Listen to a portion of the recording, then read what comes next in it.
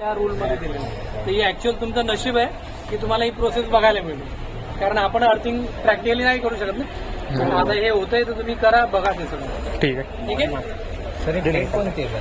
ही actually जीआयची plate आहे, गॅल्वनाइज iron याला म्हणतो आपण. याची साईज असते 60x60 बाय 3.18, पण ही जी साईज आहे 60x60 बाय 3.18 ही कॉपरची प्लेट पाहिजे.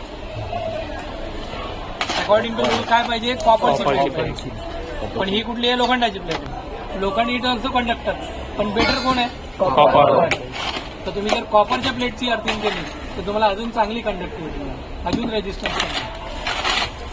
समजलं? बघा ते कसं काय. इनको भी करा थोडा काम.